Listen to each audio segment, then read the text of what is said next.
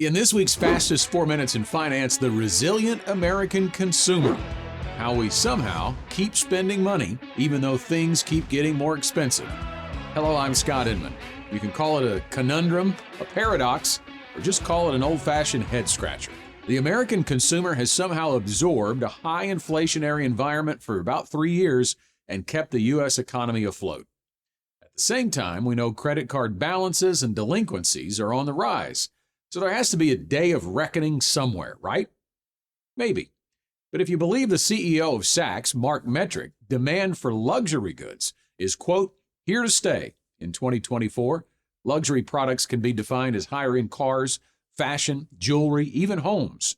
Metrick says the luxury market is a sentiment-based business. And if you look at recent data from the Conference Board's Consumer Confidence Report released last week, you'll find the index rose to its highest level since December 2021. In other words, consumers are feeling more confident about the economy.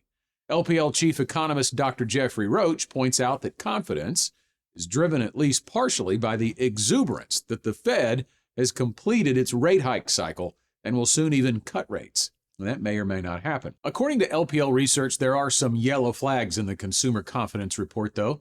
Consumers who plan to buy big-ticket items in the next 6 months fell across the board. And here's another chart showing what consumers are spending their money on. This shows a spending comparison over the past 7 years between services and goods. We've talked about this before. Before COVID, we were spending a couple trillion more on services than we were on goods. When the pandemic hit, we hit an all-stop on spending for a short time. Then in 2021, spending on goods surpassed spending on services, driven largely by the fact that so many businesses were closed or not operating at full strength. But over the past 3 years, you can see their services are back on top, and the margin is looking a little more like the pre-COVID trend. The strong demand for goods is slowing, which would track with that report. It's possible that consumers are becoming more cautious about spending, but not shutting it down completely. Of course, their household circumstances matter. If they are maxed out on credit, that looks differently than if they still have plenty of disposable income. If they still have a job, or if they are satisfied with their job, that matters too. We know unemployment rates are still historically very low, so everyone's working.